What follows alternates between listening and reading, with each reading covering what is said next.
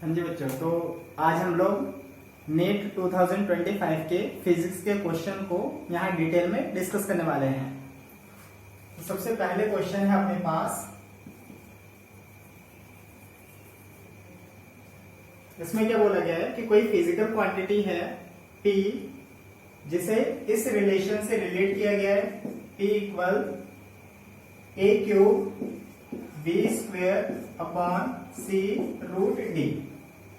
ABCD में percentage error given है, हमें P में परसेंटेज एरर को फाइंड आउट करना है। तो परसेंटेज एरर कैसे लिखते हैं, यहां लिखेंगे percentage error in P that is equal to जो भी पावर्स है उसे मोड में लिखें और परसेंटेज एरर लिख दें उस क्वांटिटी का। तो यहाँ percentage error in A plus B की पावर देखो मॉड में परसेंटेज एरर इन B प्लस C की पावर मॉड में and percentage error in C plus D की पावर इसे मोड में and percentage error in D। ABCD में परसेंटेज एरर हमें गिवन है, यहां पर वैल्यू पुट करेंगे।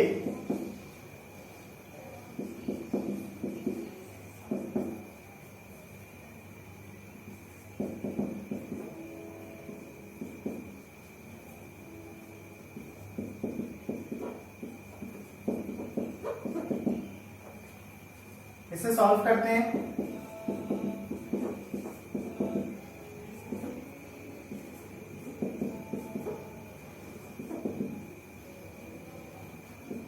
अपना आंसर आ गया 13%। तो P में परसेंटेज एरर 13% होगा और अपना करेक्ट आंसर है ऑप्शन 2। सेम नेक्स्ट क्वेश्चन है, इसमें क्या बोला गया है,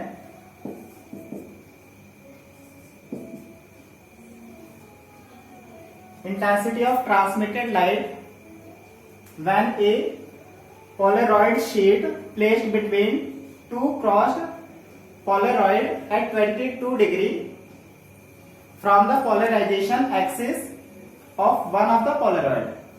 हमारे पास दो क्रॉस्ड पोलरॉइड हैं, इन दोनों क्रॉस्ड पोलरॉइड के बिटवीन एक पोलरॉइड को 22.5 डिग्री पर प्लेस किया गया है।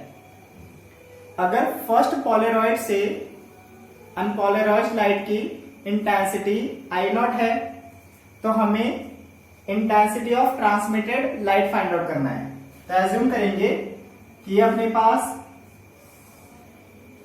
एक पोलरॉइड शीट है, इसी के क्रॉस में अपने पास एक और पोलरॉइड शीट है।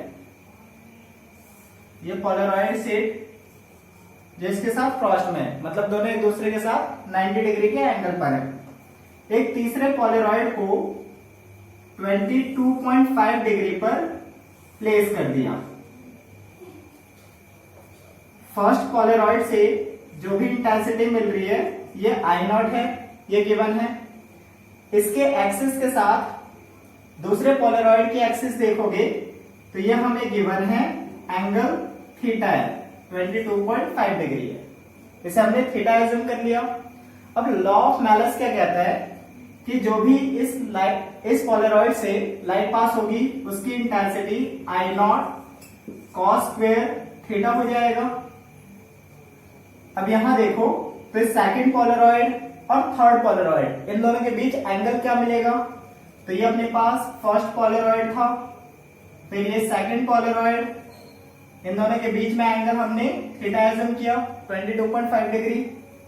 अगर ये थीटा है तो रेस्ट एंगल अपने पास 90 माइनस थीटा बचेगा। तो ये लाइट पास होगी तो इसकी इंटेंसिटी क्या होगी, I0 cos स्क्वायर थीटा। ये तो अपना I0 की जैसे बिहेव करेगा, ये हो जाएगा cos स्क्वायर 90 माइनस थीटा। मतलब हमारे पास फाइनल इंटेंसिटी क्या मिलता है, I0 cos square theta cos square 90 minus theta. cos 90 minus theta sine theta होता है, तो ये I0 cos square theta sine square theta हो जाएगा। अगर हम लोग इसे 4 से मल्टीप्लाई कर लें, 4 से डिवाइड कर लें तो इसे हम लोग I0/4 लिख सकते हैं, और इस पूरे टर्म को 2 sin थीटा cos थीटा इसका होल स्क्वायर लिख सकते हैं। ये sin 2 थीटा का फॉर्मूला होता है, तो ये I0/4 और sin 2 थीटा इसका होल स्क्वायर मिलेगा। थीटा क्या गिवन है 22.5 डिग्री, यहाँ 22.5 रखेंगे, 2 से मल्टीप्लाई करेंगे तो एंगल 45 डिग्री हो जाएगा। sin 45 1/√2 होता है, 1/√2 का स्क्वायर करें तो ये अपने पास 1/2 means I0/4 into 1/2 that is I0/8। ये अपने पास फाइनल इंटेंसिटी मिलती है। तो यहां पर अपना करेक्ट आंसर सेकंड है।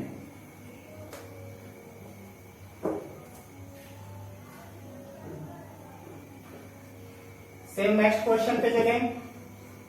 यहां क्या गिवन है कि 2 ampere current is flowing through 2 different small circular copper coils having radii ratio 1:2। Radius का रेशियो हमें गिवन है 1:2 है, और दोनों सर्कुलर लूप से करंट अपने पास 2 एम्पियर फ्लो करते हैं। 2 एम्पियर करंट फ्लो करता है। यहां पर हमें मैग्नेटिक मोमेंट का रेशियो फाइंड आउट करना है। तो मैग्नेटिक मोमेंट का फॉर्मूला होता है करंट इनटू एरिया। सर्कुलर है तो एरिया πr² हो जाएगा, मीन्स m1/m2 करें तो current same πr1² I into πr2²। I cancel हो जाएंगे, तो m1/m2 हमें क्या मिलेगा r1/r2 इसका होल स्क्वायर। r1/r2 रेडियस का रेशियो 1:2 है, तो m1/m2 1/4 हो जाएगा। तो अपना करेक्ट आंसर हो जाएगा 4। नेक्स्ट क्वेश्चन देखते हैं। नेक्स्ट में क्या बोला है कि photon and electron have same energy E. Electron और फोटोन की एनर्जी ई है। यहां लिखते हैं energy of photon equal energy of electron that is ई।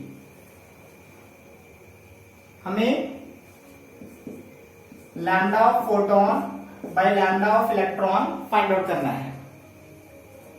अब अगर हम लोग फोटोन की एनर्जी डिफाइन करें तो एनर्जी का फोटोन क्या होता है hc/लैम्डा। तो यहां से हम लोग वेवलेंथ फाइंड आउट कर सकते हैं। फोटोन का wavelength hc upon energy of photon E के इक्वल है, तो इसे E लिखेंगे। De Broglie wavelength of electron h/√2m E होता है एनर्जी की फॉर्म में। अब दोनों को डिवाइड कर लेते हैं, lambda photon upon lambda electron. तो lambda of photon upon lambda of electron ये हो गया hc/E अपॉन h/√2me। इसे सिंप्लीफाई करेंगे,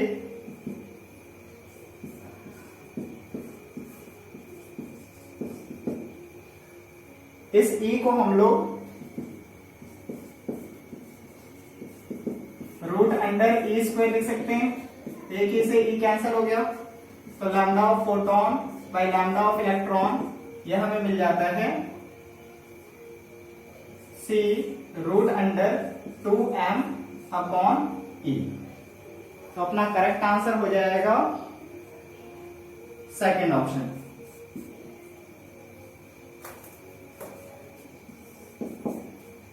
सेम नेक्स्ट क्वेश्चन देखें। इसमें बोला गया है de Broglie wavelength of electron orbiting in n equal second state.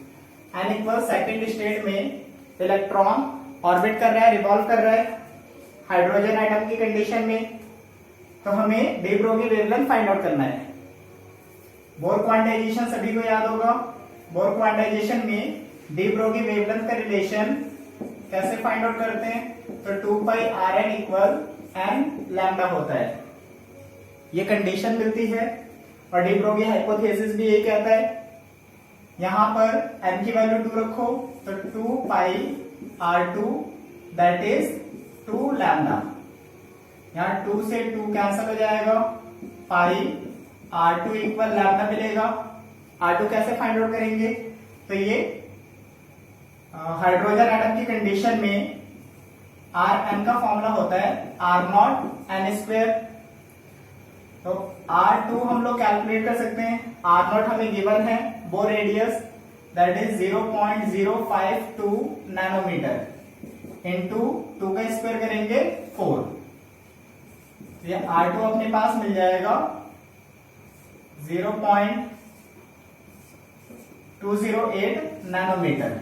इस R2 की वैल्यू को पुट करते हैं, यहां R2 की वैल्यू पुट कर दो, तो पाई इंटू 0.208 नैनोमीटर, ये अपना डी ब्रोगी वेवलेंथ आ जाएगा। इसे सॉल्व करेंगे हम लोग तो अपना आंसर 0.67 नैनोमीटर के अप्रॉक्स आएगा। तो ये अपने पास फर्स्ट ऑप्शन करेक्ट आंसर है। सेम नेक्स्ट क्वेश्चन पर आते हैं। नेक्स्ट क्वेश्चन में गिवन है unpolarised light beam travelling in air incident on a medium. एक अनपोलराइज्ड लाइट को जो एयर में ट्रैवल कर रहा है, एक मीडियम पर इंसिडेंट किया जिसका रिफ्रैक्टिव इंडेक्स 1.73 है। अगर 1.73 देखो तो √3 की वैल्यू होती है। एक कॉन्सेप्ट होता है ब्रेविस्टर्स लॉ के लिए, tan theta B that is mu के इक्वल होता है। यहां से म्यू की वैल्यू रखेंगे तो tan थीटा बी √3 के इक्वल होगा। तो थीटा बी अपने पास 60 डिग्री मिलता है। ये अपने पास इंसिडेंट एंगल है जिस अनपोलराइज्ड लाइट को हमने इंसिडेंट किया, फॉल किया। ये अपने पास अनपोलराइज्ड लाइट है, ये इंटरफेस नॉर्मल। अब यहां से क्या होता है कि अनपोलराइज्ड लाइट इस इंटरफेस पर आएगा, यहां से अपने को कुछ लाइट रिफ्लेक्टेड फॉर्म में मिलती है और ये कंप्लीटली पोलराइज्ड लाइट होती है, कंप्लीटली पोलराइज्ड होगी। और कुछ रे ऑफ लाइट यहां पर ट्रांसमिट होती है, ये पार्शियली पोलराइज्ड होती है।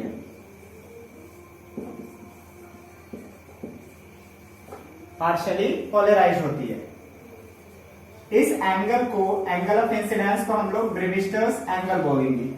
अगर ये अपने पास थीटा बी है, यहां रिफ्लेक्शन हो रहा है, लॉ ऑफ रिफ्लेक्शन को फॉलो करेगा तो यहां पर भी अपने पास थीटा बी मिलेगा। तो यहां पर एंगल ऑफ रिफ्लेक्शन क्या मिलेगा? 60 डिग्री। और ये कंप्लीटली पोलराइज्ड लाइट होनी चाहिए। अगर हम लोग ऑप्शन पढ़ें तो अपने पास फोर्थ ऑप्शन करेक्ट मिलता है।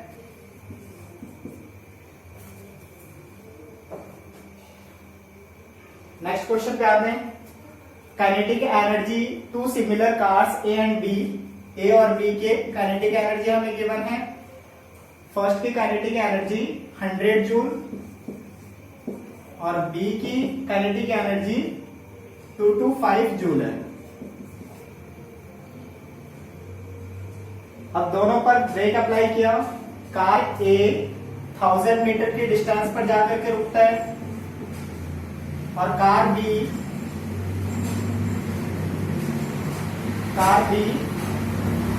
1500 मीटर की डिस्टेंस पर रुकता है।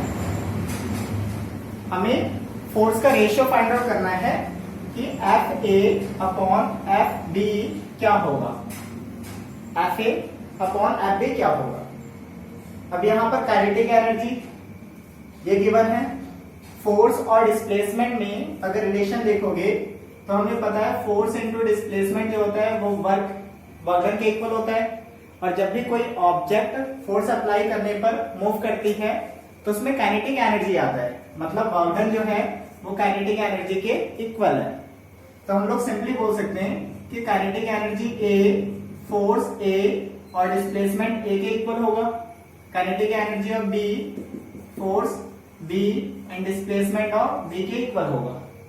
दोनों को रेशियो कर लो, डिवाइड कर लो, वैल्यू पुट करेंगे। Kinetic energy of A 100 joule है, kinetic energy of B 225 joule है, इनटू एस बी मल्टीप्लाई होगा, एस बी की value 1500 divided by S A, divide में आएगा 1000, that is F A upon F B. इसे solve करते हैं।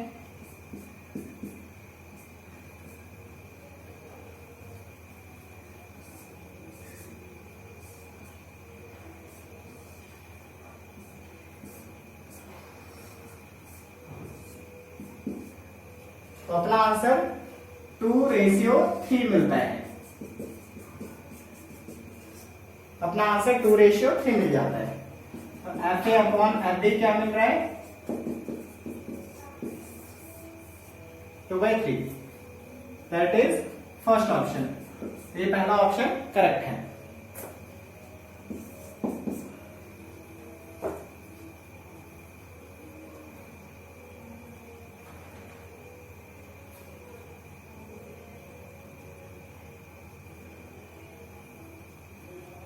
नेक्स्ट क्वेश्चन देखते हैं।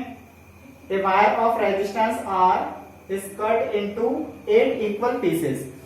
एक वायर है जिसका रेजिस्टेंस आर है, उसे 8 इक्वल पार्ट में कट किया है। जैसे किसी वायर को कुछ पार्ट्स में कट करते हो, इस कंडीशन में रेजिस्टेंस अगर हम लोग n पार्ट्स में कट कर लें तो रेजिस्टेंस R अपॉन n हो जाता है।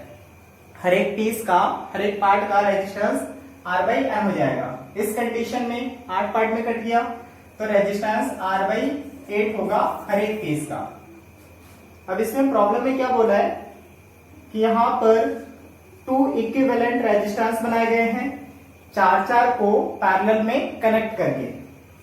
जैसे ही 4 को पैरेलल में कनेक्ट करोगे तो ये हो जाएगा 1 upon R1 means R/8 plus 1 upon R2, 1 upon R3 and 1 upon R4। ये हो गया अपने पास 32 अपॉन R। तो R पैरेलल में पहले कंडीशन में R/32 आएगा, सेकंड कंडीशन में भी R/32। पहले 4 को पैरेलल में कनेक्ट किया, फिर रेस्ट 4 को भी पैरेलल में कनेक्ट किया तो R1 और ये R2 आ गए। अब इन दोनों को सीरीज में कनेक्ट करना है। सीरीज में कनेक्ट करेंगे तो ये हो जाएगा 2R/32 मीन्स R अपॉन 16। तो ये अपने पास R/16 करेक्ट आंसर है, ऑप्शन सेकेंड।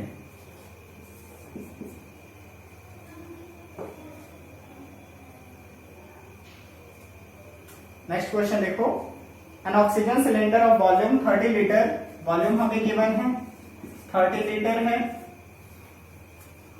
इसे मीटर क्यूब में कन्वर्ट करेंगे तो 1000 से डिवाइड करते हैं।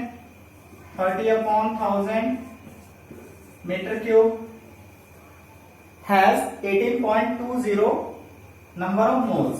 तो ये अपने पास 18.20 मोल्स गिवन है। After some oxygen withdrawn from the cylinder, its gauge pressure drop to 11 atmospheric pressure। Gauge pressure क्या होता है? तो P minus P naught gauge pressure के इक्वल होता है, that is 11 atmospheric pressure. P naught की value 1 atmospheric pressure, P naught atmospheric pressure है तो P हो जाएगा 11 एंड 1 ऐड करोगे तो 12 एटमॉस्फेरिक प्रेशर हो गया। P मिल गया हमें। टेम्परेचर गिवन है 27 डिग्री सेल्सियस। 27 डिग्री सेल्सियस को केल्विन में कन्वर्ट करें तो 300 केल्विन होगा। 27 प्लस 273 डिग्री। अब हमें mass of oxygen withdrawn from the cylinder find out करनी है। मास कितना विड्रॉन होगा तो यहां से क्या करते हैं, number of moles find out करते हैं। हमें आइडियल गैस इक्वेशन पता है, पीवी इक्वल एनआरटी। एन क्या हो गया अपना PV divided by R T. तो एन की वैल्यू मिल जाएगी, पी अपने पास प्रेशर है, प्रेशर 12 एटमॉस्फेरिक प्रेशर, 12 इंटू 1.013 10 की power 5, volume 30 upon 1000 upon R की वैल्यू 100/12 गिवन है। एंड टेम्परेचर 300 केल्विन है। इसे सॉल्व करते हैं।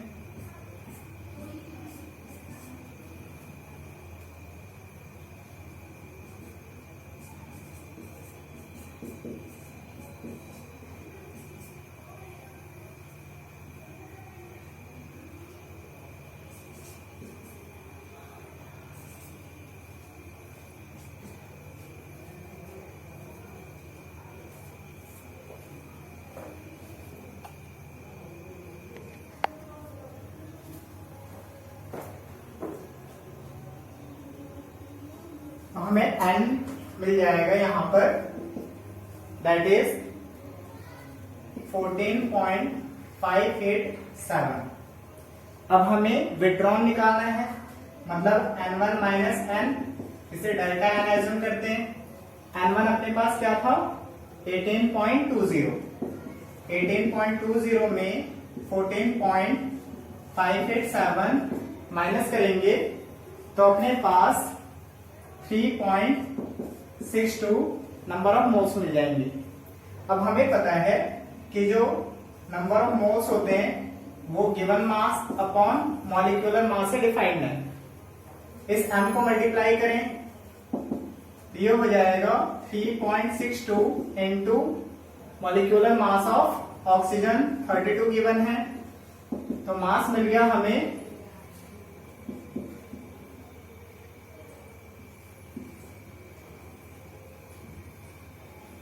115.84 ग्राम। इसे 1000 से डिवाइड कर लो तो ये हो जाएगा 0.116 केजी। तो अपने पास करेक्ट आंसर मिल जाता है सेकंड ऑप्शन। नेक्स्ट क्वेश्चन देखें। इसमें ये तो बहुत ही सिंपल सा क्वेश्चन है। एक कोई कैमरा है जिसमें 4 सिमिलर कॉन्वेक्स लेंसेज हैं, उसको एक्सियली अरेंज किया गया है इन कांटेक्ट। अब देखो 4 कॉन्वेक्स लेंस हैं, ये कांटेक्ट में प्लेस्ड हैं। हमें क्या बोला गया है कि हर एक की पावर P है, टोटल पावर क्या होगा, तो टोटल पावर का रिलेशन सभी को पता है, ये P1 plus P2 plus P3 plus P4 होता है। ऐड कर दो तो टोटल पावर मिल गया अपने को 4P। Convex lens power positive होता है और मैग्निफिकेशन पूछा है। टोटल मैग्निफिकेशन हम लोग क्या करते हैं, इसमें मल्टीप्लाई करते जाते हैं। हर एक की मैग्निफिकेशन m को 4 टाइम मल्टीप्लाई करोगे तो m की पावर 4, ये टोटल मैग्निफिकेशन मिल जाएगा। तो हमारा करेक्ट आंसर हो जाता है यहां पर second option. Power total 4P और टोटल मैग्निफिकेशन m की पावर 4।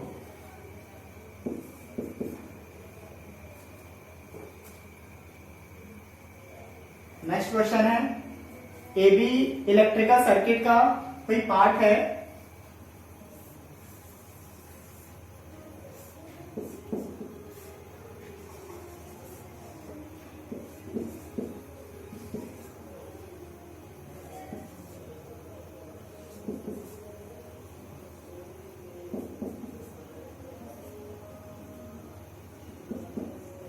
ये सर्किट है अपने पास।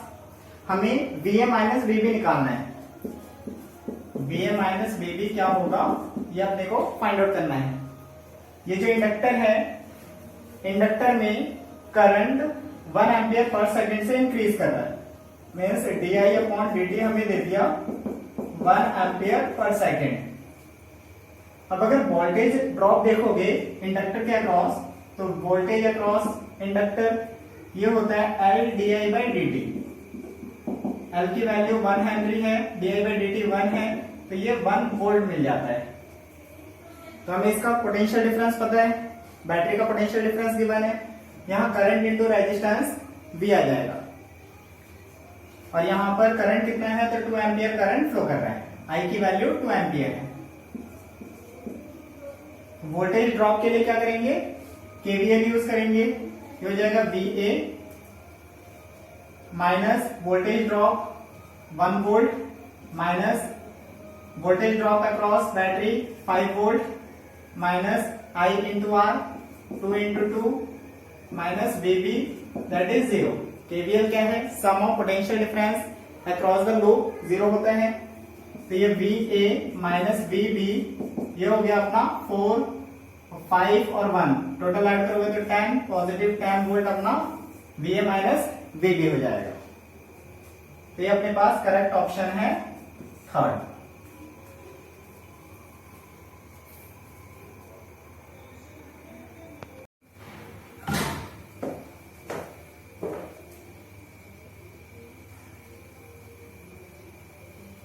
नेक्स्ट क्वेश्चन सॉल्व करते हैं हम लोग।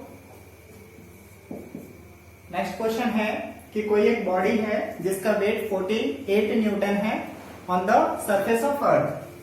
तो अर्थ की सरफेस पर वेट 48 न्यूटन है।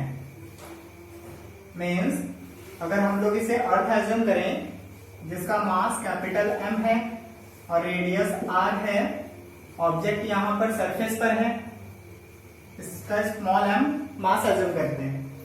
इन दोनों के बीच ग्रेविटेशनल फोर्स देखें हम लोग तो F equal Gmm upon R square होता है और ग्रेविटी नीचे लगती है जो F के इक्वल होता है। तो इसे हम लोग 48 न्यूटन लिख सकते हैं।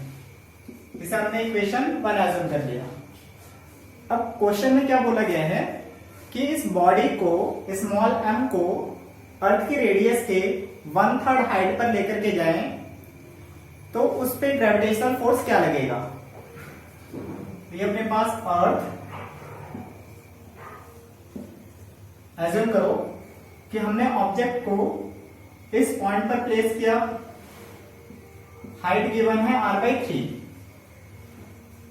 अब ये टोटल सेपरेशन निकाल लो सेंटर टू सेंटर, ये स्मॉल r हो जाएगा r plus r/3 that is 4/3r।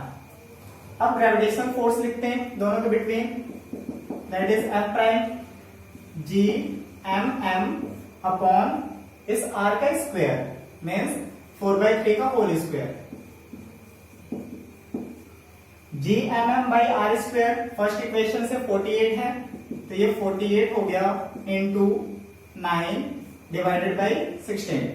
इसे सॉल्व कर देंगे तो हमें F प्राइम मिल जाएगा 27 न्यूटन। ये अपने पास फर्स्ट ऑप्शन है। नेक्स्ट क्वेश्चन है अपने पास sun rotates around its centre once in 27 days. जो सन है अपने सेंटर के अबाउट रोटेट करता है 27 डेज में। तो हमें टाइम गिवन है 27 डेज में एक कंप्लीट रोटेशन करता है। What will be the period of revolution if sun were to expand to twice its present radius? अगर रेडियस जो है सन का रेडियस प्रेजेंट रेडियस की ट्वाइस हो जाए तो इस कंडीशन में सन का टाइम पीरियड क्या होगा। इसी में हमें गिवन है कि कोई भी एक्सटर्नल एजेंट एक्सटर्नल इन्फ्लुएंस उस पर एक्ट नहीं कर रही है।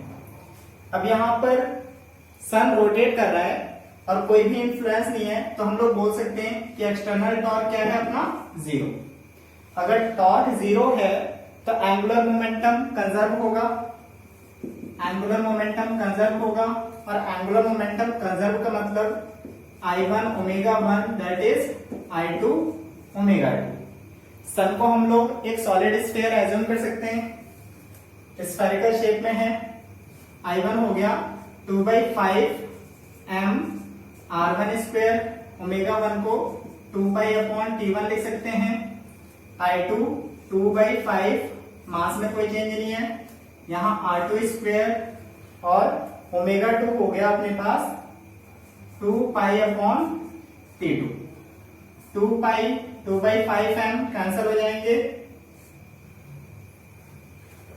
तो ये हो गया r1 स्क्वायर/T1 that is r2 स्क्वायर/T2।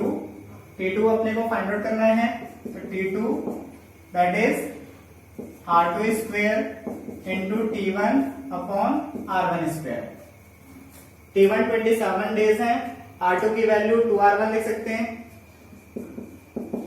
R2 की वैल्यू 2R1 का square 27 days divided by R1 square, इसका स्क्वायर करेंगे तो ये 4 इंटू 27, ये अपने पास 108 डेज मिल जाते हैं। तो अपने पास करेक्ट ऑप्शन है थर्ड। नेक्स्ट क्वेश्चन देखते हैं। Electric field in plane electromagnetic wave. Plane electromagnetic wave है, इसमें इलेक्ट्रिक फील्ड गिवन है Ez equal 60 sine cos 5x plus 1.5 into 10⁹ t volt per metre. हमें एक्सप्रेशन बताना है मैग्नेटिक फील्ड के लिए। तो सबसे पहले देख लो कि इलेक्ट्रिक फील्ड जो है ये जेड डायरेक्शन में ऑस्किलेट कर रहा है, जेड डायरेक्शन में ऑस्किलेशन है, और नेगेटिव एक्स डायरेक्शन में ट्रेवल कर रहा है। तो मैग्नेटिक फील्ड की पॉसिबिलिटी सिर्फ अपने पास वाई डायरेक्शन बचती है। एक्स और जेड को रिमूव कर दो, वाई बचेगा। ठीक, एम्पलीट्यूड देखें तो हमें पता है E naught equal C B naught होता है। यहां से बी नॉट कैलकुलेट करेंगे तो ये E naught upon C, E naught की वैल्यू 60, सी अपने पास 3 into 10⁸, that is 2 into 10⁻⁻7 tesla. ठीक, ये ऑप्शन अपने पास एक फर्स्ट और एक फोर्थ में आ रहा है एम्पलीट्यूड। और फर्स्ट ऑप्शन देखोगे तो bx गिवन है, bx पॉसिबल नहीं है, तो अपने पास ऑप्शन 4 करेक्ट हो जाता है। That is by equal 2 into 10⁻⁻7 cos 1.5x plus 1.5 10⁹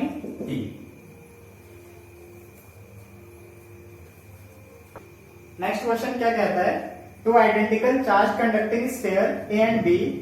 अपने पास दो आइडेंटिकल चार्ज स्फीयर हैं। एज्यूम करते हैं चार्ज Q है, दूसरे पर भी चार्ज Q है, और दोनों के बिटवीन सेपरेशन अपना D है। फोर्स देखें अगर हम लोग तो F क्या मिलेगा, K Q upon D square, Coulomb's law. अब इसमें क्या बोला गया है कि कोई अपने पास एक अनचार्ज बॉडी है, इसे सबसे पहले ए के साथ कांटेक्ट में प्लेस किया, पहले ए के साथ, अभी अपने पास ए है, एक अनचार्ज बॉडी एज्यूम करते हैं सी। जैसे इसको कांटेक्ट में प्लेस करोगे चार्ज इक्वल पार्ट में डिवाइड हो जाएगा, तो यहां पर Q/2 चार्ज होगा, यहां Q/2 चार्ज होगा। अभी C को B के कांटेक्ट में प्लेस कर दिया, तो अपने पास ये B है, इसके पास चार्ज Q था, इस C को जिसके पास चार्ज Q है, Q/2 है, कांटेक्ट में प्लेस करेंगे तो इस चार्ज इक्वल पार्ट में डिवाइड होंगे। टोटल चार्ज कैलकुलेट कर लो, टोटल चार्ज क्या हो जाएगा 3Q/2। तो दोनों के पास कितने चार्ज हो जाएंगे 3Q/4, 3Q/4, ये दो पार्ट में डिवाइड हो गए। अब A और B इन दोनों को सेम प्लेस पर प्लेस किया,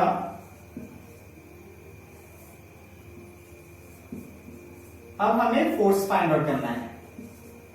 अब फोर्स देखेंगे तो F प्राइम इसे लिखते हैं कूलॉम्स लॉ के according, K Q/2 3Q/4 D square, ये हो जाएगा 3/8 K Q square upon D square. K Q square upon D square F के इक्वल है, तो F प्राइम हमें 3/8 F मिलता है। तो अपने पास करेक्ट ऑप्शन है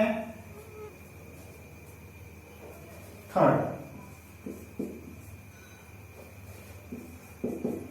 नेक्स्ट क्वेश्चन देखते हैं।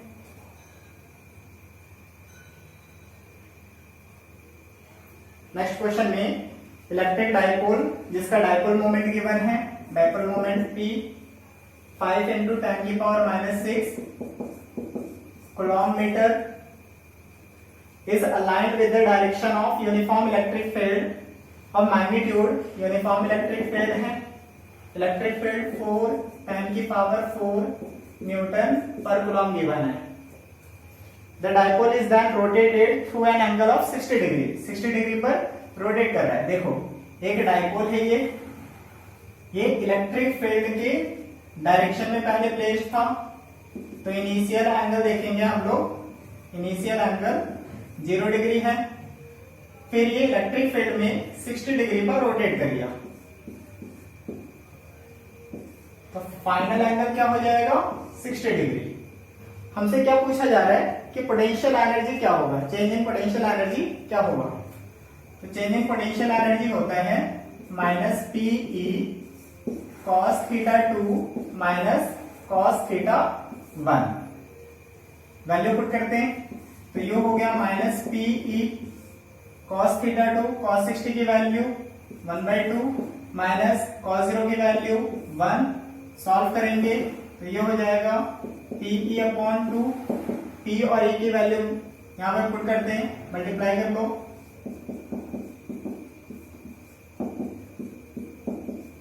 तो ये अपने पास 1 joule change in potential energy आता है। फर्स्ट ऑप्शन इसका करेक्ट है।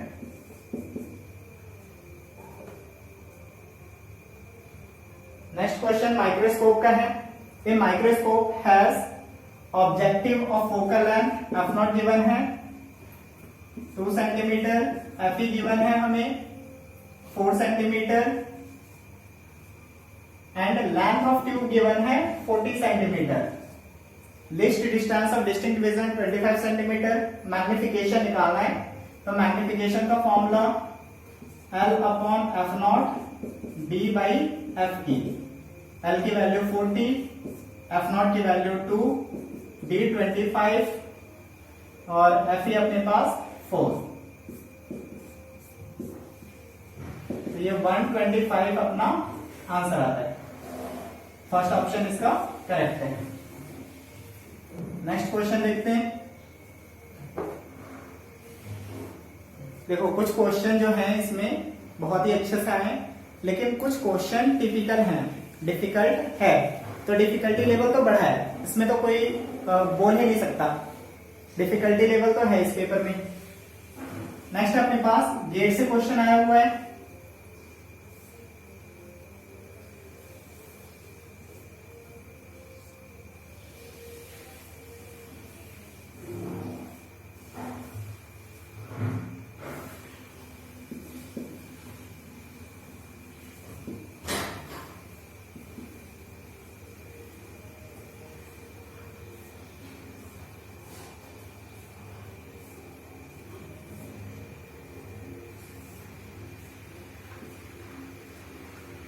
इसमें हमें जो आउटपुट आएगा उसके बेसिस पर गेट का नाम बताना है। अब यहाँ एक इनपुट A है, दूसरा इनपुट B है, ये अपने पास नॉर गेट है, और प्लस नॉट, तो इसका आउटपुट क्या हो जाएगा A प्लस B का बार, ये हो गया A प्लस B का बार। और ये अपने पास एंड प्लस नॉट नाइंड गेट है, तो नाइंड गेट का आउटपुट A डॉट B का बार। अब ये एंड गेट है, एंड गेट का मतलब दोनों का प्रोडक्ट, जो इनपुट होते हैं x y उसका प्रोडक्ट डॉट, तो यहां पर अपने पास रिजल्ट मिल जाएगा इन दोनों का डॉट, A प्लस B का बार डॉट AB का बार। अब यहां पर डिमॉर्गन्स थ्योरम अप्लाई करें तो A प्लस B का बार, इसका मतलब ये हो गया A बार डॉट B बार, और यहां डिमॉर्गन्स थ्योरम अप्लाई करोगे ये हो जाएगा अपने पास A बार प्लस B बार। इस A बार B बार को यहां मल्टीप्लाई करते हैं, A बार B बार को A बार से मल्टीप्लाई करोगे तो अपना आंसर A बार B बार आएगा, प्लस A बार B बार को B बार से मल्टीप्लाई करोगे A बार B बार आएगा, 1 प्लस 1 1 होता है, तो A बार B बार को A बार B बार के साथ ऐड करोगे तो ये A बार B बार हो गया। ठीक, इसी को हम लोग इस फॉर्म में लिख सकते हैं A प्लस B का बार। देखो डिमॉर्गन्स थ्योरम, ए प्लस बी का बार बी बार होता है। तो ये किसका रिजल्ट है? ये अपने और एंड नॉट, और प्लस नॉट क्या होता है? Nor gate. तो अपना आंसर यहाँ पर नॉर गेट आएगा। तो ऑप्शन थर्ड करेक्ट है, नॉर गेट। नेक्स्ट अपने पास एक सर्किट है, हमें यहाँ पर करंट फाइंड आउट करना है, current passing through the battery.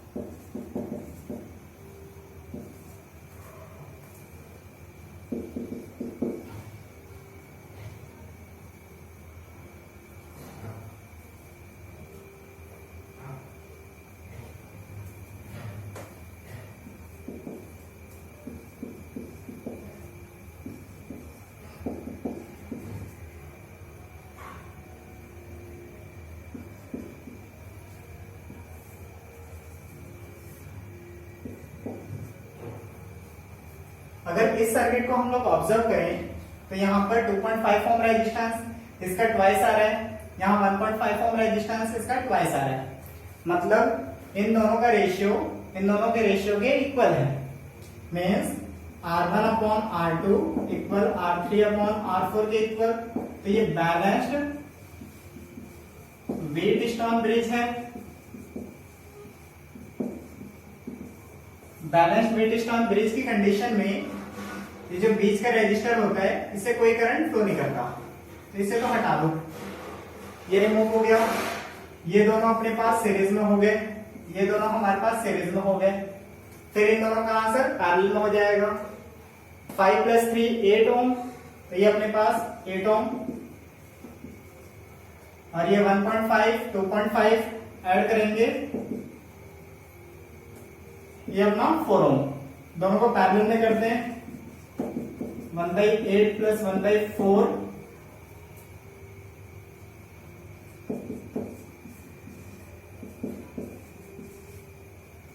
R parallel मिलता है अपने को 8/3 ओम। अब ये टोटल रेजिस्टेंस इसके साथ, इन तीनों के साथ सीरीज में होगा, इसकी वैल्यू अपनी 1/3 ओम है। तो टोटल रेजिस्टेंस लिखे हम लोग 1/3 प्लस इसका टोटल रेजिस्टेंस 8/3, 1.5 एंड 5.5। ये तो 3 हो गया, और ये 10 ओम अपना टोटल रेजिस्टेंस मिलता है। अब ओम्स लॉ अप्लाई करेंगे तो ये हो जाएगा अपना I = V/R। V अपने पास 5 है, R 10 है, तो करंट 0.5 एम्पियर मिलता है। ये अपने पास फर्स्ट ऑप्शन है।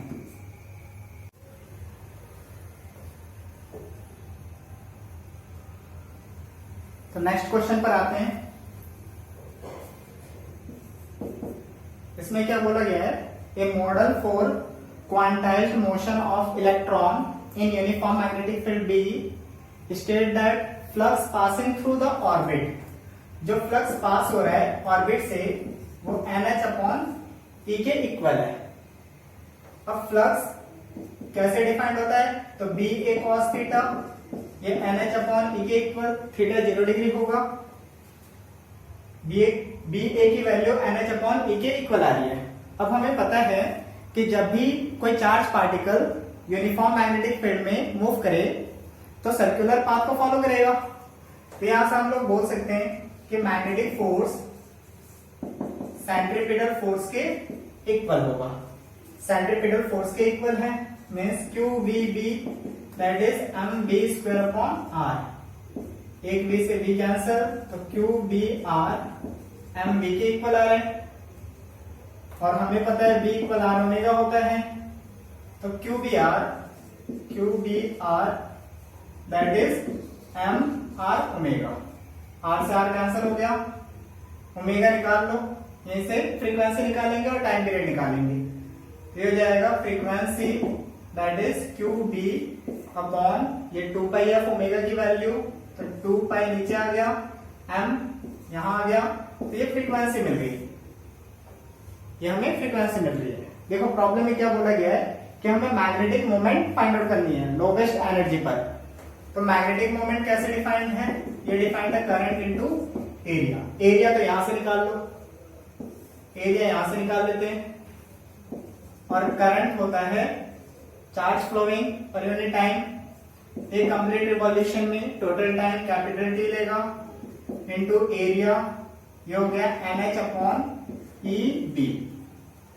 1 अपॉन टाइम पीरियड फ्रीक्वेंसी होता है, तो NH upon EB into frequency. Frequency देखें तो ये QB है, Q means charge on electron, E cancel, B cancel, तो मैग्नेटिक मोमेंट हमारा ENH अपॉन 2 पाई m मिलता है।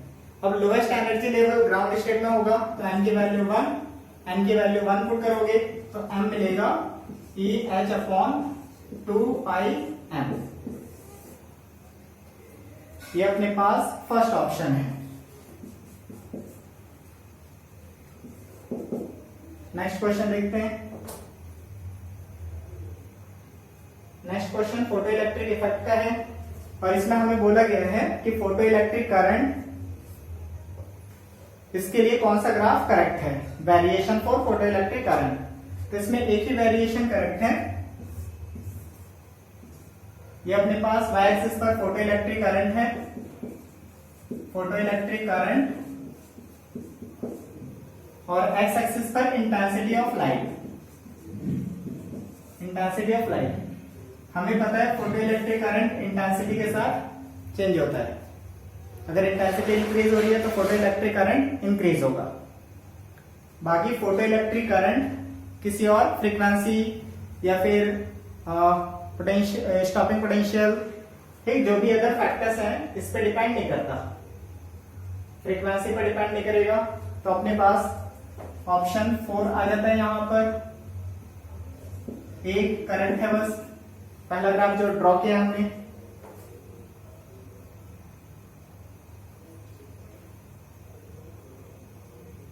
नेक्स्ट क्वेश्चन देखते हैं। एन इलेक्ट्रॉन, इलेक्ट्रॉन का मास गिवन है, चार्ज गिवन है, moving with speed c/100, speed c/100, c speed of light है, मैग्नेटिक फील्ड में इंजेक्ट किया, मैग्नेटिक फील्ड का मैग्नीट्यूड गिवन है 9×10⁻⁴ टेस्ला। अब इसमें बोला जा रहा है we wish to apply an uniform electric field. Uniform electric field हमें अप्लाई करनी है together with the magnetic field so that electron does not deflect from its path. अब इलेक्ट्रॉन डिफ्लेक्ट नहीं करना चाहिए, तो इसके लिए कंडीशन क्या होती है कि इलेक्ट्रॉन की जो स्पीड की डायरेक्शन है, वेलोसिटी है, इलेक्ट्रिक फील्ड और मैग्नेटिक फील्ड, ठीक, ये तीनों क्वांटिटी एक दूसरे के परपेंडिकुलर होने चाहिए। तीनों एक दूसरे के परपेंडिकुलर होंगे तो हमें E = VB मिलता है। अब यहां से इलेक्ट्रिक फील्ड की स्ट्रेंथ हम लोग कैलकुलेट कर सकते हैं। E हो जाएगा हमारा c/100 इंटू 9×10⁻⁴, E हो गया 3×10⁸, 9×10⁻⁻⁶, 27×10⁻²। ये अपने पास इलेक्ट्रिक फील्ड इंटेंसिटी मिलती है। तो इसमें फर्स्ट ऑप्शन करेक्ट है, E is perpendicular to B and its magnitude is 27×10⁻² volt per metre. Electric field magnetic field के परपेंडिकुलर होनी चाहिए और ये परपेंडिकुलर होंगे वेलोसिटी के, तो अपने पास फर्स्ट ऑप्शन यहां पर करेक्ट मिलता है। नेक्स्ट क्वेश्चन पर आते हैं। नेक्स्ट क्वेश्चन है pipe open at both ends has fundamental frequency F in air. अब जब भी पाइप दोनों साइड से ओपन है तो इसकी फ्रीक्वेंसी होती है एन बी अपॉन में 2L। तो इसकी फंडामेंटल फ्रीक्वेंसी एन 1 पुट करें तो एफ हो जाएगा अपने पास बी अपॉन में 2L। इसी इक्वेशन 1 एज्यूम करते हैं। फिर क्या बोला जा रहा है, pipe is now dipped in vertically in water drum में इसको वर्टिकली डिप कर दिया to half of its length, इसकी लेंथ के हाफ। ठीक, तो जो L है दैट इज L/2। अब जैसे डिप करेंगे तो एक एंड तो क्लोज हो जाएगा, एक एंड ओपन होगा।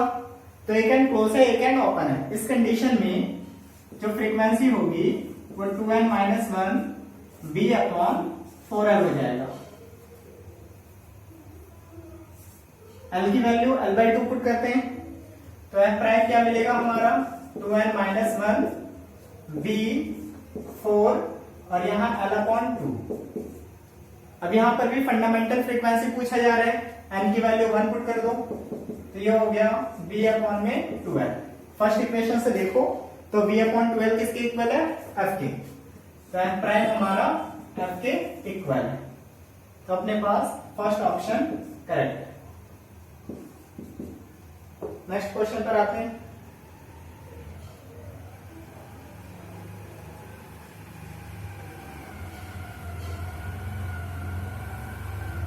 नेक्स्ट है in some appropriate unit time and position दोनों के बिटवीन रिलेशन गिवन है t equal x² plus x। हमें एक्सेलरेशन फाइंड आउट करनी है तो यहां क्या करते हैं, दोनों साइड t के रिस्पेक्ट में डेरिवेटिव करते हैं। ये हो जाएगा dt/dt दैट इज यहां डेरिवेटिव करोगे तो 2x dx/dt हो गया एंड प्लस x का derivative dx upon dt। dt/dt 1, इसका डेरिवेटिव 2x dx/dt था और ये dx/dt। यहां से dx/dt की वैल्यू को फाइंड आउट करते हैं, इसे यूज करना है। तो dx/dt हमारा मिलेगा 1 डिवाइडेड बाई, देखो 2x प्लस 1 यहां डिवाइड में चला जाएगा तो ये dx/dt की वैल्यू मिल रहा है, इसे हम लोग यूज करेंगे। अब इसका एक बार और डेरिवेटिव करो ताकि हम लोग एक्सेलरेशन फाइंड आउट कर सकें। 1 का डेरिवेटिव 0, 2 यहां product rule, x as it is, velocity का डेरिवेटिव एक्सेलरेशन हो जाएगा प्लस dx/dt वेलोसिटी है v और x का डेरिवेटिव करोगे तो फिर से v मिलेगा प्लस ये वेलोसिटी का डेरिवेटिव एक्सेलरेशन हो गया 0 इक्वल, इसे मल्टीप्लाई करते हैं तो 2xa plus 2v² plus a। यहां 2v² को लेफ्ट साइड सेपरेट करेंगे -2v² दैट इज यहां से a कॉमन लो तो 2x plus 1a। 2x plus 1 divide में आ जाएगा तो -2v², ये वेलोसिटी है, इसकी वैल्यू पुट कर दोगे तो ये हो गया 1 अपॉन 2x प्लस 1 इसका whole square and divided by ये टर्म डिवाइड में आया 2x प्लस 1। एक्सेलरेशन ये डिनोमिनेटर वाले टर्म मल्टीप्लाई होंगे तो -2 अपॉन 2x प्लस 1 और इसका होल स्क्वायर 2x प्लस 1 का होल क्यूब, ये अपने पास एक्सेलरेशन मिलता है। तो हमारा एक्सेलरेशन ऑप्शन 4 है, ऑप्शन फर्स्ट है, ये अपना ऑप्शन फर्स्ट करेक्ट आंसर है। नेक्स्ट क्वेश्चन पर आते हैं। Two gases A and B are filled at same pressure in separate cylinders with movable piston of radius RA and RB। देखो हमें रेडियस RA गिवन है और RB गिवन है। On applying an equal amount of heat, दोनों पर equal amount of heat apply किया, delta Q A delta Q B के equal है, इसे हम लोग डेल्टा क्यू एज्यूम कर लेंगे रिवर्सिबली अंडर कांस्टेंट प्रेशर, ठीक है। Piston of gas A and B displaced by 16 centimetre and 9 centimetre. A यहां पर 16 सेंटीमीटर से डिस्प्लेस हो गया और बी 9 सेंटीमीटर से डिस्प्लेस हो रहा है।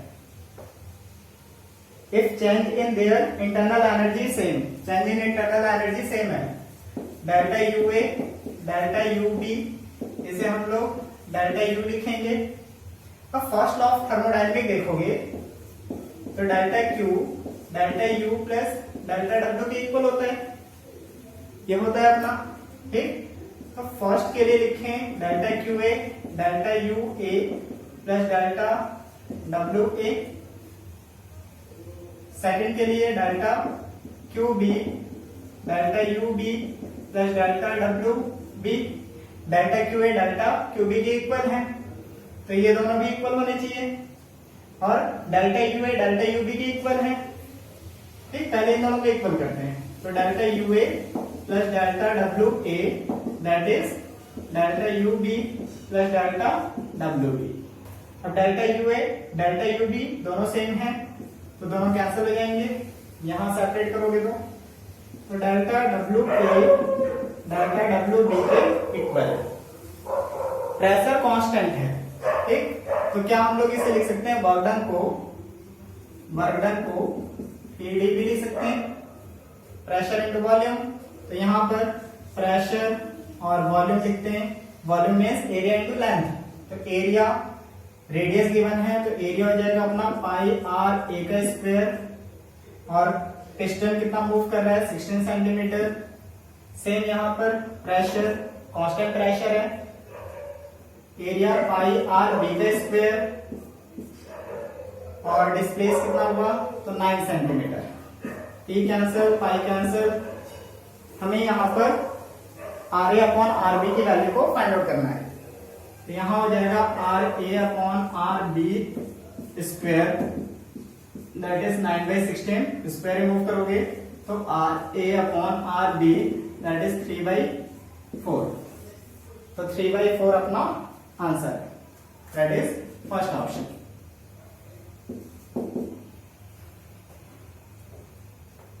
नेक्स्ट क्वेश्चन पर आते हैं। नेक्स्ट क्वेश्चन क्या बोल रहा है, an oscillating spring mass system, spring is connected to box filled with sand. एक सैंड में, एक बॉक्स में सैंड है और वो स्प्रिंग से कनेक्टेड है, ठीक। As the box oscillate sand leak slowly.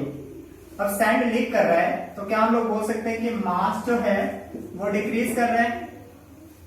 Sand leak करेगा तो बॉक्स प्लस सैंड दोनों का मास अगर कुछ है, तो थोड़े टाइम के बाद सैंड लीक कर रहा है, मास डिक्रीज होगा। एंगुलर फ्रीक्वेंसी की बात करें तो ये अपना k अपॉन m होता है। मास अगर डिक्रीज हो रहा है तो फ्रीक्वेंसी हम लोग बोल सकते हैं कि इंक्रीज कर रही होगी, तो फ्रीक्वेंसी इंक्रीज कर रहा है, फ्रीक्वेंसी क्या करेगा, इंक्रीज करेगा, ठीक। और इसे हम लोग बोलेंगे डैम्पिंग ऑस्किलेशन। यहां पर एम्पलीट्यूड जो होता है वो कांस्टेंट होता है अगर एनर्जी का लॉस हो रहा है तो यहां पर अपने पास एक ग्राफ मिलता है फर्स्ट, जिसमें फ्रीक्वेंसी इंक्रीज कर रही है और एम्पलीट्यूड डिक्रीज कर रहा है। फर्स्ट ऑप्शन अपना करेक्ट है। नेक्स्ट क्वेश्चन पर आते हैं। नेक्स्ट क्वेश्चन है, there are two inclined surfaces of equal length L and same angle of inclination 45 degree with the horizontal, one of them is rough and other is perfectly smooth. देखो, जो अपने पास inclined plane है, ये अपने पास पहला inclined plane और ये दूसरा इंक्लाइंड प्लेन, 45 डिग्री का एंगल है, यहां पर एंगल ऑफ इंक्लिनेशन 45 डिग्री है। एक अपने पास रफ है, रफ का मतलब फ्रिक्शन फोर्स लगेगा, और एक परफेक्टली स्मूथ है, परफेक्टली स्मूथ है, कोई फ्रिक्शन नहीं है। अब क्या बोला गया है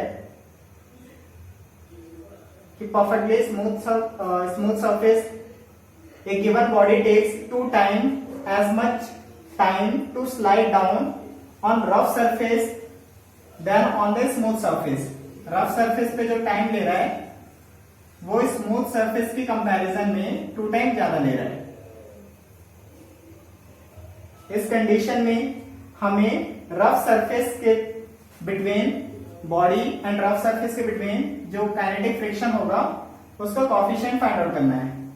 एज्यूम करते हैं यहां पर एक ऑब्जेक्ट है, यहां पर अपने पास एक ऑब्जेक्ट है, इस पे फोर्सेस देखें तो ग्रेविटी नीचे लगेगी,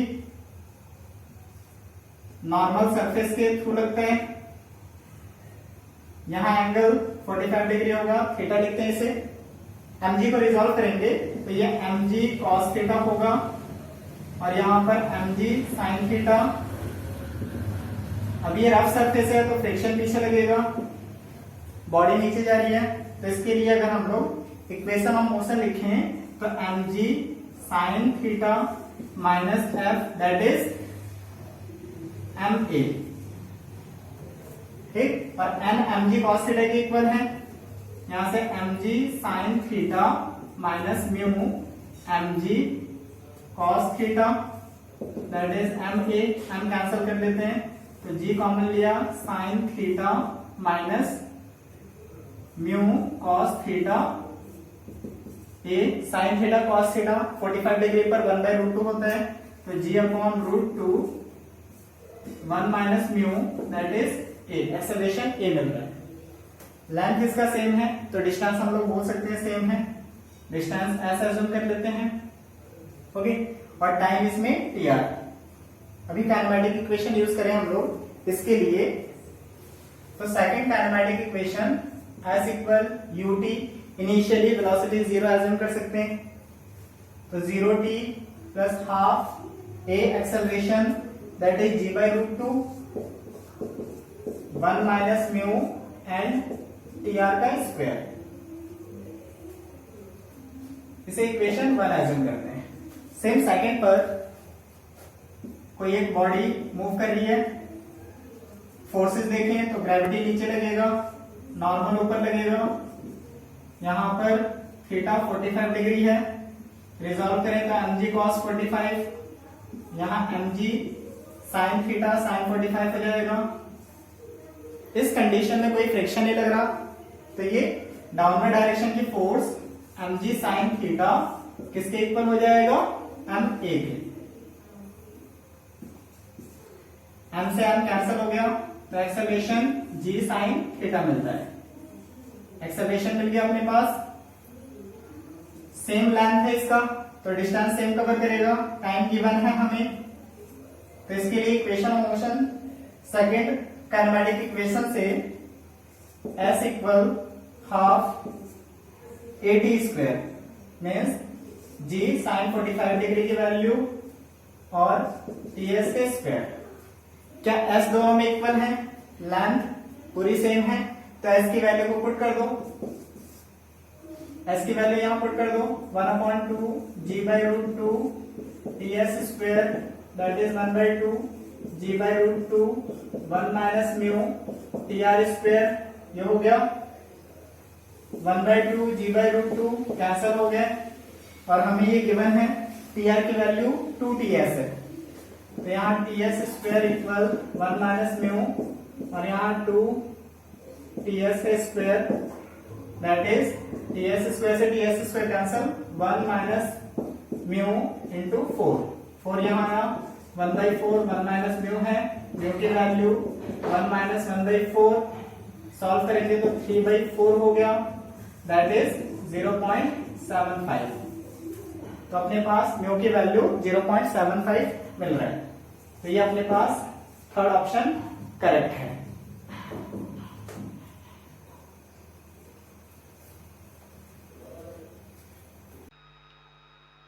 नेक्स्ट क्वेश्चन सॉल्व करते हैं हम लोग।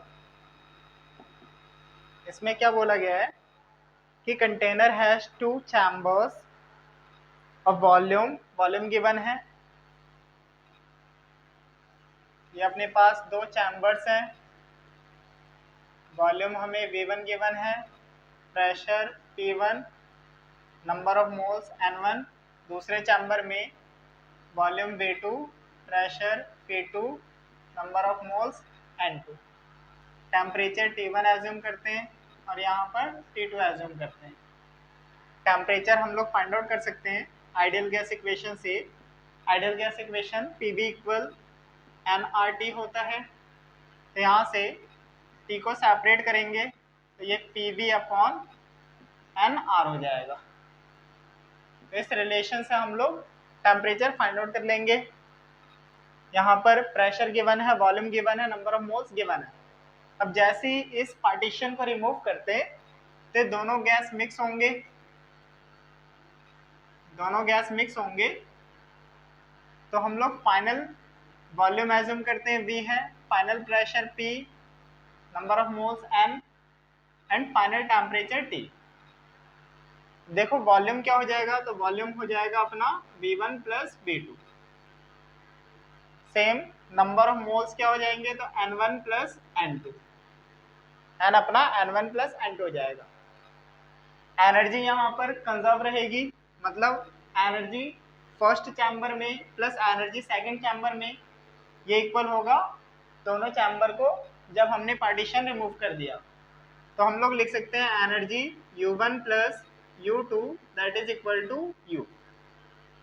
अब हमें पता है एनर्जी जो होता है वो mCV dt होता है। CV किसी भी एक टाइप के गैस के लिए हमारा सेम रहेगा। तो यहाँ से हम लोग लिख सकते हैं N1T1 plus N2T2 that is NT। इसमें R से मल्टीप्लाई करते हैं तो N1RT1 plus N2RT2 that is nRT। अब ये आइडियल गैस इक्वेशन के अकॉर्डिंग nRT PV के इक्वल होता है। तो यहाँ पर P1V1 हो जाएगा, P1V1 प्लस N2RT2, ये P2V2 हो गया और ये हो गया अपना P फाइनल V फाइनल। अब हमें इस क्वेश्चन में पूछा गया है कि इक्विलिब्रियम प्रेशर क्या होगा, मीन्स फाइनल प्रेशर अपने को फाइंड आउट करना है। तो P हो जाएगा P1V1 plus P2V2 divided by V।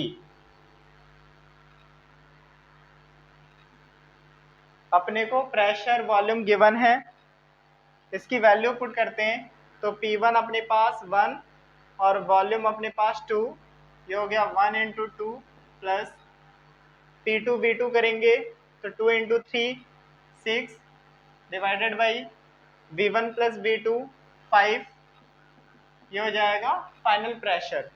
इसे सॉल्व करेंगे तो 8/5 दैट इज 1.6 एटमॉस्फेरिक प्रेशर, ये अपना फाइनल आंसर आ जाता है। तो ये अपने पास फर्स्ट ऑप्शन है।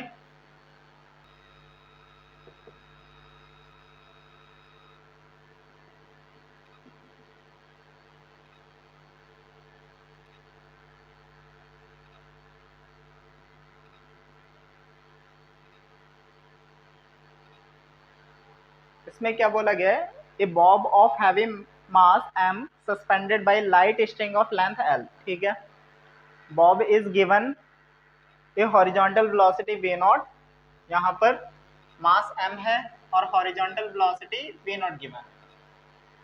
इसे हम लोग रेफरेंस पॉइंट लेकर के चलेंगे, मतलब यहाँ से हम लोग हाइट एज्यूम करेंगे। इस पॉइंट पर हम लोग क्या देखने वाले हैं कि टोटल कौन सी फोर्सेस लग रही हैं। तो यहाँ ग्रेविटी लगेगा नीचे, ग्रेविटी डाउनवर्ड डायरेक्शन में, स्ट्रिंग है तो टेंशन लगेगा ऊपर की तरफ, टेंशन लगेगा, इसे हम लोग पॉइंट ए एज्यूम करते हैं तो टेंशन ए पर, और सर्कल में मूव कर रहा है तो सेंट्रीपिटल फोर्स लगेगा टुवर्ड द रेडियस सेंटर। तो इक्वेशन लिखें तो यहाँ पर हो जाएगा TA minus mg that is mv v0 square upon length इसकी l गिवन है 12। इस पॉइंट पर पार्टिकल के पास, बॉब के पास कौन सा एनर्जी है, तो टोटल एनर्जी लिखें एट पॉइंट A तो टोटल एनर्जी होगा kinetic energy plus potential energy. Kinetic energy ये मूव कर रहा है, वी नॉट गिवन है, तो ये हो जाएगा half M V naught square, और यहाँ पर हमने रेफरेंस पॉइंट एज्यूम किया तो हाइट 0, तो कोई पोटेंशियल एनर्जी नहीं है, तो ये अपने पास टोटल एनर्जी आ गया। जैसे ही पार्टिकल ये बॉब पॉइंट पी पर पहुंचता है, अब इसकी स्पीड क्या होगी, हमें पॉइंट पी पर फाइंड आउट करना है। v क्या होगा पॉइंट पी पर, ये अपने को फाइंड आउट करना है, फिर रेशियो करेंगे। तो यहाँ पर v के लिए क्या करते हैं, सबसे पहले फोर्सेस देखो, तो यहाँ पर एक तो ग्रेविटी लगेगा नीचे, ग्रेविटी नीचे लगेगा, यहाँ एंगल थीटा गिवन है, ये L है, ये स्लैग कर रहा है, स्लैग कर रहा है मतलब कोई टेंशन नहीं है, कोई भी टेंशन नहीं होगा यहाँ पर। इस ट्राइंगल को अगर हम लोग रीड्रॉ करें,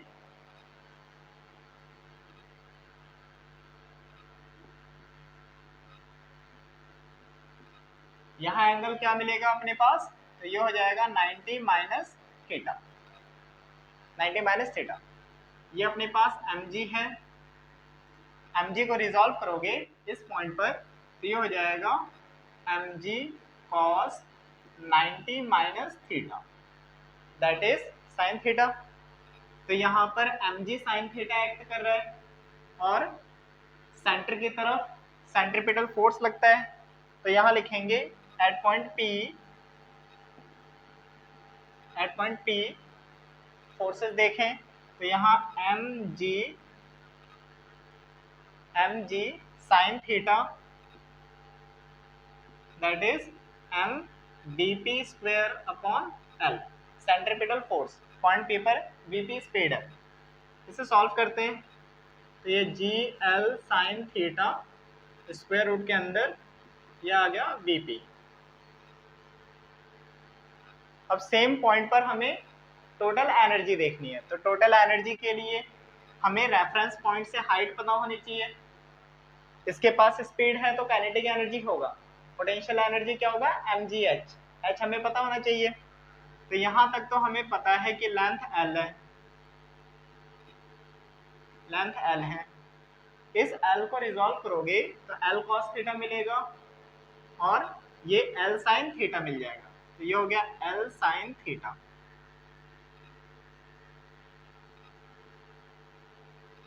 नेक्स्ट टोटल हाइट अपने पास l plus l sin theta है,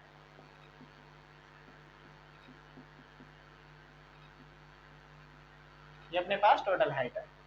तो टोटल एनर्जी लिखेंगे, एनर्जी एक तो काइनेटिक एनर्जी है प्लस पोटेंशियल एनर्जी,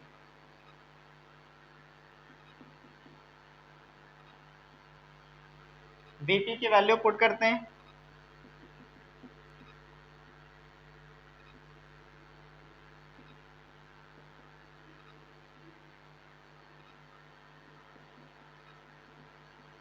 अब यहाँ law of conservation of energy apply करेंगे, तो पॉइंट ए पर जो भी एनर्जी है वो टोटल एनर्जी पॉइंट पी के टोटल एनर्जी के इक्वल होगा। तो यहाँ conservation of energy,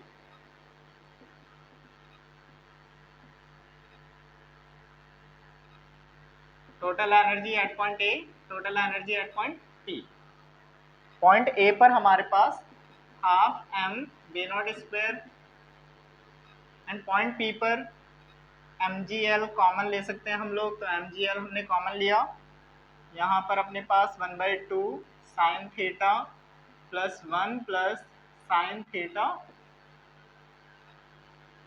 m cancel हो रहे हैं, यहाँ V naught square upon 2 that is gl, यहाँ एलसीएम लेंगे तो sine theta plus 2 sine theta divided by 2, 2 से 2 कैंसिल हो गया, तो वी नॉट क्या मिलता है अपने को, root under gl 3 sine theta plus 2, ये अपने पास वी नॉट मिलता है।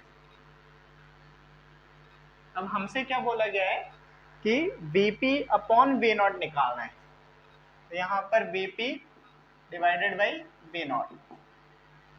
Vp की value root under GL sine theta.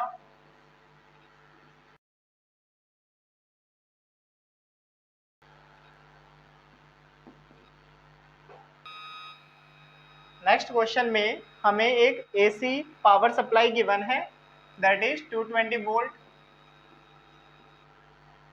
और फ्रीक्वेंसी 50 हर्ट्ज।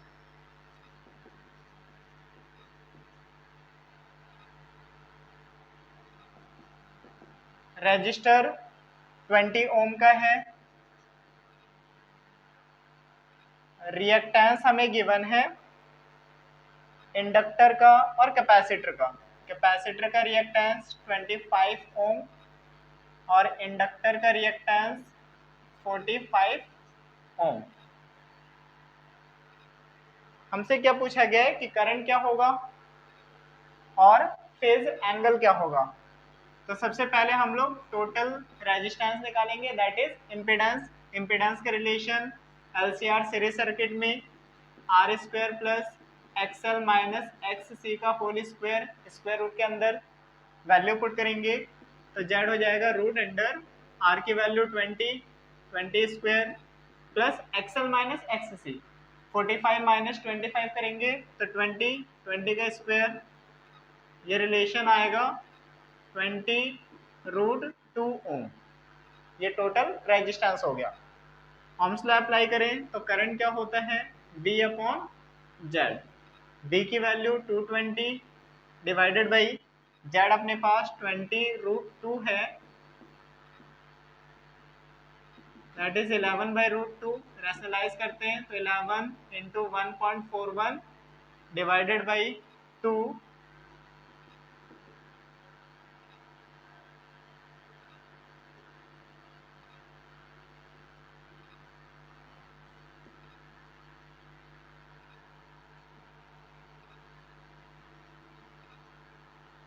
अपने पास करंट 7.75 एम्पियर मिलता है। फेज एंगल कैसे निकालोगे तो tan फाई सभी को पता है कि ये XL minus X C upon R होता है। एक्सएल माइनस एक्स सी की वैल्यू 20, आर की वैल्यू 20, ये 1 हो गया तो फाई अपने पास 45 डिग्री मिलता है। तो यहाँ पर अपने पास करेक्ट रिलेशन है फर्स्ट ऑप्शन।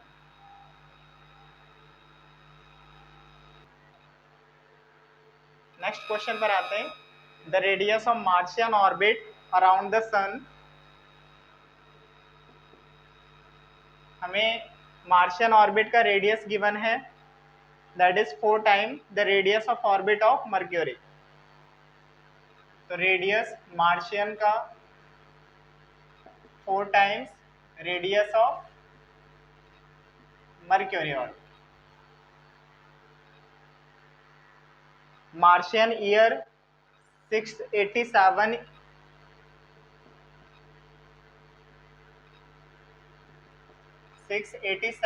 अर्थ डे है। हमसे पूछा गया है कि मर्क्यूरी का टाइम क्या होगा in comparison with earth day. तो यहाँ पर हम लोग क्या करने वाले हैं, तो यहाँ हम लोग केप्लर थर्ड लॉ का यूज करेंगे। हमें पता है कि T square proportional R cube होता है। हम मार्शियन के लिए और मर्क्यूरी के लिए दोनों के लिए रिलेशन लिखें तो टी स्क्वायर मार्शियन का प्रोपोर्शनल होगा मार्शियन की रेडियस के क्यूब के। Same T square of Mercury proportional R Mercury का क्यूब। दोनों को डिवाइड करते हैं। टी मार्शियन हमें गिवन है 687 divided by T Mercury square, that is equal to Martian का रेडियस हमें गिवन है 4 time radius of Mercury orbit. 4 का क्यूब करें तो 64, आर मर्क्यूरी क्यूब कैंसिल हो जाएंगे तो ये हो जाएगा 687 whole square divide by 64, that is T square of Mercury. तो यहां से t की value root under 687 square upon 64 मिलता है, दैट इज 687 अपॉन 8। इसे सॉल्व करेंगे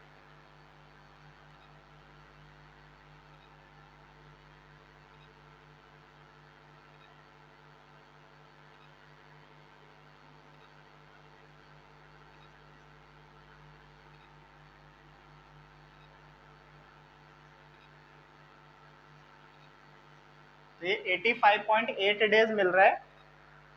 ऑप्शंस के अकॉर्डिंग देखें तो नियरली फोर्थ ऑप्शन के अप्रॉक्स है।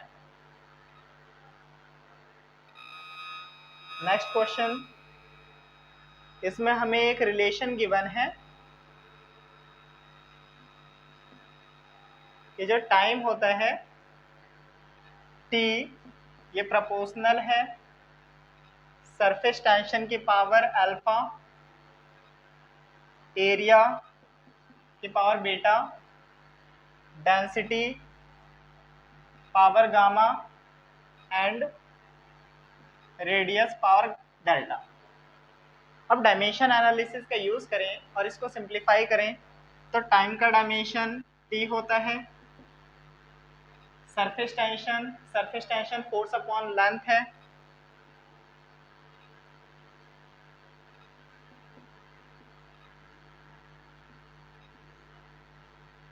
Area L square, density mass पर unit volume and radius length. इसे सिंप्लीफाई करें तो ये हो गया m की power alpha plus gamma, l की power 2 beta minus 3 gamma plus delta and t की पावर -2 अल्फा। दोनों साइड पावर्स को कंपेयर करते हैं, t की पावर यहाँ 1 है और यहाँ t की पावर -2 अल्फा है, तो अल्फा क्या मिलेगा हमें -1/2, ये अल्फा हो गया। m की पावर कंपेयर करें तो लेफ्ट साइड में m की पावर 0, राइट साइड में अल्फा प्लस गामा, अल्फा की वैल्यू -1/2, लेफ्ट साइड आएगा तो 1/2 गामा हो गया। इन दो ऑप्शंस को अगर देखें, अल्फा की value -1/2, gamma 1/2, alpha 1/2 and gamma -1/2, alpha -1/2 है, ये अपना ऑप्शन 2 है, तो सेकंड ऑप्शन अपना करेक्ट है। नेक्स्ट क्वेश्चन करते हैं।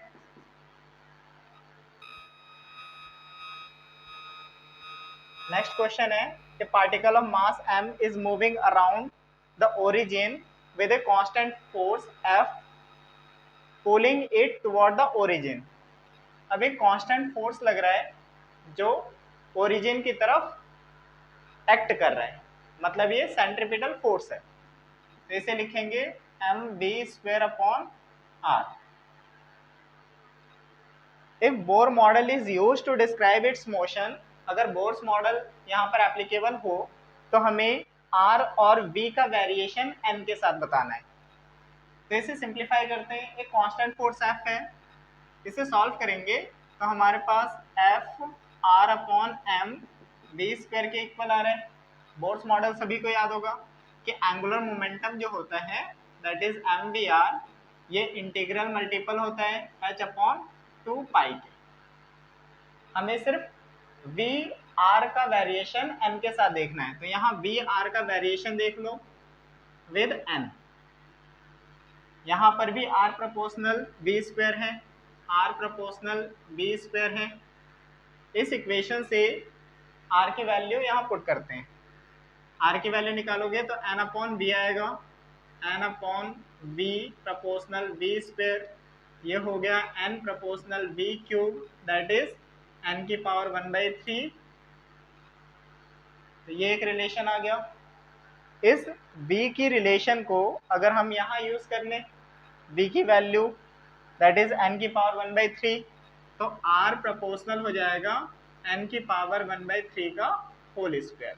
इस रिलेशन को हमने यहाँ पर यूज किया है, तो r का वेरिएशन हो जाएगा n की पावर 2/3 से। तो यहाँ पर अपने पास करेक्ट ऑप्शन हो गया r प्रोपोर्शनल n की पावर 2/3, v प्रोपोर्शनल n की पावर 1/3। तो ये सेकंड ऑप्शन करेक्ट है। नेक्स्ट क्वेश्चन देखते हैं। नेक्स्ट है अपने पास two identical point masses p and q suspended from two separate massless springs of spring constant k1 k2, ठीक है, और वर्टिकली ऑस्किलेट कर रहे होंगे if there maximum speed are same. देखो प्रॉब्लम में क्या बोला गया है कि मैक्सिमम स्पीड सेम है। मैक्सिमम स्पीड का रिलेशन अगर पता हो सभी को तो ये ए ओमेगा होता है, और ओमेगा का रिलेशन देखो तो omega root under K upon M होता है। इसे यूज करें तो V max A root under K upon M. अब मैक्सिमम स्पीड दोनों कंडीशन में सेम है, तो यहाँ लिखेंगे A P root under mass identical है, गिवन है प्रॉब्लम में। तो ये पी का स्प्रिंग कांस्टेंट अपने पास K1 है, तो ये K1 that is A Q root K2। अब अपने को फाइंड आउट क्या करना है, तो A Q upon A P, A Q upon A P. यहाँ A Q divided by A P, ये रूट K2 यहाँ आ गया, तो रूट K1 अपॉन K2। ये अपने पास थर्ड ऑप्शन है, तो यहाँ पर थर्ड ऑप्शन करेक्ट है। नेक्स्ट प्रॉब्लम देखते हैं। A ball of mass 0.5 kg dropped from a height of 40 metre. यहाँ से एक बॉल को ड्रॉप किया है, इनिशियल स्पीड इसकी 0 होगी, ठीक। अब ये बॉल आकर के इस सरफेस को टकराएगा, सरफेस पर टकराएगा, तो सरफेस पर किस स्पीड से टकराएगा ये हम लोग फाइंड आउट कर सकते हैं। अब यहाँ पर क्या बोला है कि टकराने के बाद ये 10 मीटर अबव जा रहा है, 10 मीटर की हाइट पर जा रहा है, तो कितना इम्पल्स यहाँ पर होगा अपने को फाइंड आउट करना है ड्यूरिंग द कोलिजन। तो सबसे पहले फर्स्ट कंडीशन में v की वैल्यू फाइंड आउट करते हैं जब ये स्ट्राइक होने वाला है। तो यहाँ थर्ड काइनेमेटिक इक्वेशन देखें, डाउनवर्ड मोशन है, तो a की वैल्यू अपनी प्लस जी होगी, और g हमें 9.8 मीटर पर सेकेंड स्क्वायर लेना है। Third kinematic equation v square equal u square plus 2as, तो v हो जाएगा u की value 0 that is root under 2g 9.8 into s, s अपना 40, v हो गया अब हमारे पास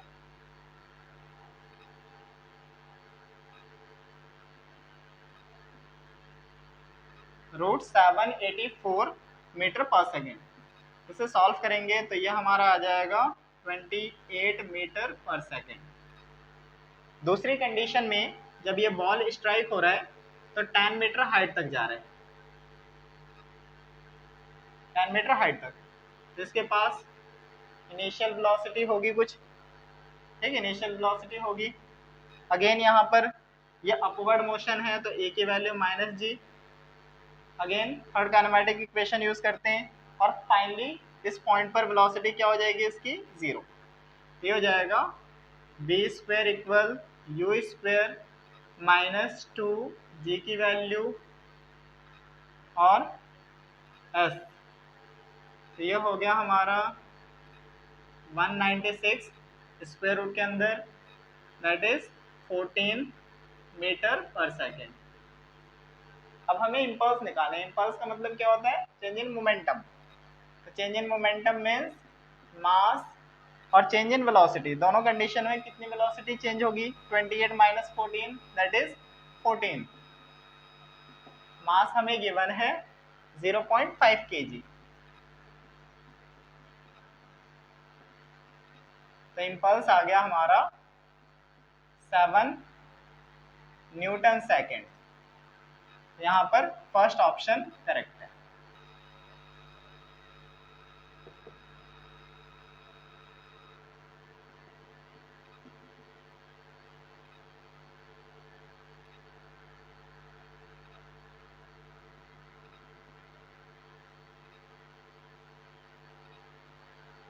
इसमें क्या बोला गया है, a bob of heavy mass m suspended by light string of length l। ठीक है, bob is given a horizontal velocity v naught, यहाँ पर मास m है और horizontal velocity v naught given. इसे हम लोग रेफरेंस पॉइंट लेकर के चलेंगे, मतलब यहाँ से हम लोग हाइट एज्यूम करेंगे। इस पॉइंट पर हम लोग क्या देखने वाले हैं कि टोटल कौन सी फोर्सेस लग रही हैं। तो यहाँ ग्रेविटी लगेगा नीचे, ग्रेविटी डाउनवर्ड डायरेक्शन में। स्ट्रिंग है तो टेंशन लगेगा ऊपर की तरफ, टेंशन लगेगा। इसे हम लोग पॉइंट ए एज्यूम करते हैं, तो टेंशन ए पर। और सर्कल में मूव कर रहा है तो सेंट्रीपिटल फोर्स लगेगा टुवर्ड द रेडियस सेंटर। तो इक्वेशन लिखें तो यहाँ पर हो जाएगा T A minus M G, that is M B V naught square upon length इसकी एल गिवन है 12। इस पॉइंट पर पार्टिकल के पास, बॉब के पास कौन सा एनर्जी है, तो टोटल एनर्जी लिखें एट पॉइंट ए। तो टोटल एनर्जी होगा kinetic energy plus potential energy. Kinetic energy ये मूव कर रहा है, वी नॉट गिवन है, तो हो जाएगा half M V naught square. और यहाँ पर हमने रेफरेंस पॉइंट एज्यूम किया तो हाइट 0, तो कोई पोटेंशियल एनर्जी नहीं है, तो ये अपने पास टोटल एनर्जी आ गया। जैसे ही पार्टिकल ये बॉब पॉइंट पी पर पहुंचता है, अब इसकी स्पीड क्या होगी, हमें पॉइंट पी पर फाइंड आउट करना है। v क्या होगा पॉइंट पी पर, ये अपने को फाइंड आउट करना है, फिर रेशियो करेंगे। तो यहाँ पर v के लिए क्या करते हैं, सबसे पहले फोर्सेस देखो। तो यहाँ पर एक तो ग्रेविटी लगेगा नीचे, ग्रेविटी नीचे लगेगा। यहाँ एंगल थीटा गिवन है, ये l है। ये स्लैक कर रहा है, स्लैक कर रहा है मतलब कोई टेंशन नहीं है, कोई भी टेंशन नहीं होगा यहाँ पर। इस ट्राइंगल को अगर हम लोग रीड्रॉ करें,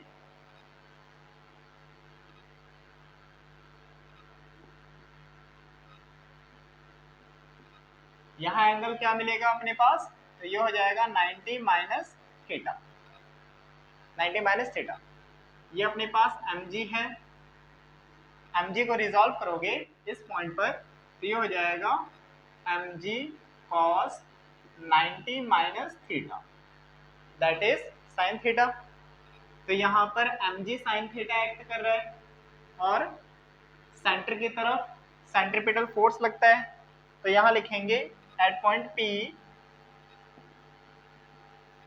P फोर्सेस देखें तो यहाँ mg sine theta, that is m bp square upon l, centripetal force. Point P पर vp स्पीड है। इसे सॉल्व करते हैं तो ये G L sine theta square root के अंदर ये आ गया vp। अब सेम पॉइंट पर हमें टोटल एनर्जी देखनी है, तो टोटल एनर्जी के लिए हमें रेफरेंस पॉइंट से हाइट पता होनी चाहिए। इसके पास स्पीड है तो काइनेटिक एनर्जी होगा, पोटेंशियल एनर्जी क्या होगा mgh, h हमें पता होना चाहिए। तो यहाँ तक तो हमें पता है कि लेंथ l है, लेंथ l है।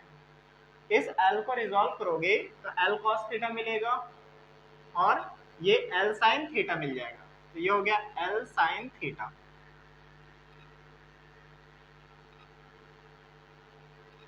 नेक्स्ट टोटल हाइट अपने पास l plus l sin theta है।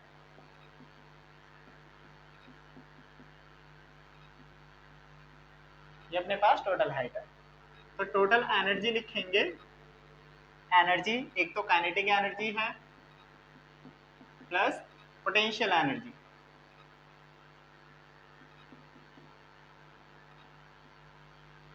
Vp की वैल्यू पुट करते हैं।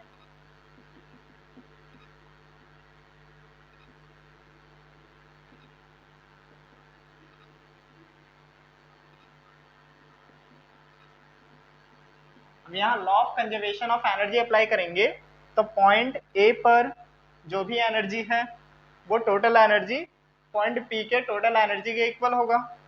तो यहाँ conservation of energy,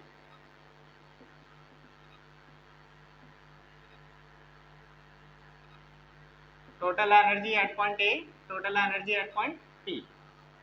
point A पर हमारे पास half M V naught square and point P पर mgl कॉमन ले सकते हैं हम लोग, तो mgl हमने कॉमन लिया। यहाँ पर अपने पास 1/2 sine theta plus 1 plus sine theta,